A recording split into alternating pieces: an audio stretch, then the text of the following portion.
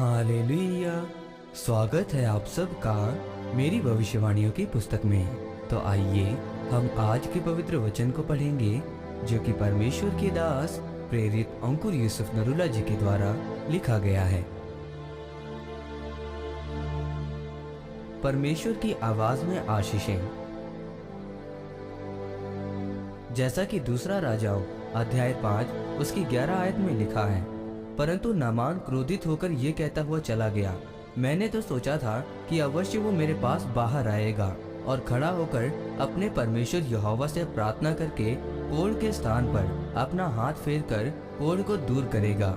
मेरे प्रियो, जब भी आप परमेश्वर से कुछ मांगते हैं, चाहे वो चंगियाई हो, छुटकारा हो, वो आपकी आर्थिक आशीष हो, वो कर्जे से आज़ादी हो, वो आपके कलेशों से मुक्ति हो, तो आपको लगता है कि शायद एक दिन ऐसा होगा कि मेरी दवाइयाँ काम करना शुरू कर देंगी, ऐसा हो जाएगा या वैसा हो जाएगा।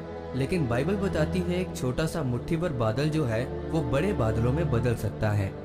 जब आप प्रार्थना करते हैं, जब परमेश्वर का हाथ आप पर होता है, मेरे प्रियो, कई बार आपने अपने मन में पिक्चर बनाई होती है, शायद परमेश्वर ऐसे काम करेगा, लेकिन आपको सही मालूम नहीं होता कि परमेश्वर आपके जीवन में किस रीति से काम करेगा।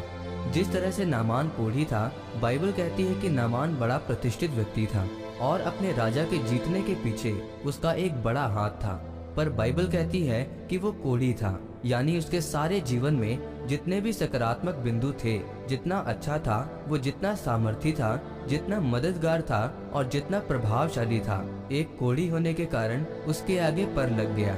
पर वो कोढ़ी था।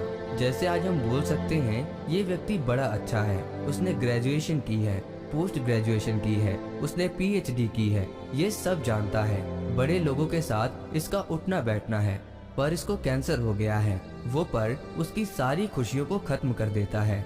नामान की भी उसकी सारी खुशियाँ उस कोढ़ ने खत्म कर दी थी।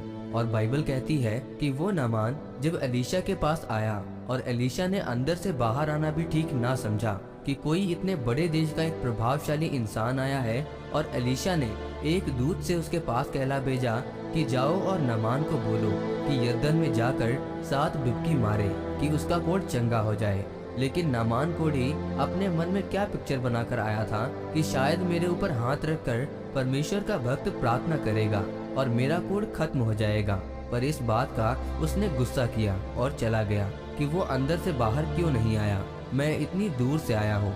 मेरे प्रियो, कई बार परमेश्वर आपके जीवन में वैसे काम नहीं करता जैसे आप सोचते हैं। अगर आप एक अभिषिक्त परमेश्वर के दास के नीचे हैं, तो आप अपनी मर्जी से ना आए कि आपको ऐसा होना चाहिए या वैसा होना चाहिए। परमेश्वर अपने तरीके से काम करता आया है उन लोगों के साथ जिन लोगों के ऊपर और अंदर उसका आत्मा रहता है। जब परमेश्वर का आत्मा आपकी अगुवाई करता है, आप नहीं देखते हैं कि सामने से कितना प्रभाव आप पर पड़ रहा है, आप ये देखते हैं कि परमेश्वर का आत्मा आपसे क्या कह रहा है। इसी से आपका और आपके लोगों का छुटकारा होता है। आइए इस प्रार्थना को आप मेरे साथ एक मन होकर करें। सर्वशक्तिमान परमेश्वर, इस वचन के लिए मैं आपका धन्यवाद करता हूँ और ये प्रार्थना करता हूँ कि मैं आपकी आवाज़ को सुन सकूँ और अपने जीवन में आपकी मर्जी को पूरा कर सकूँ और अपने जीवन में आपके छुटकारे को देख सकूँ, प्रभु यीशु मसीह के नाम में, आमीन।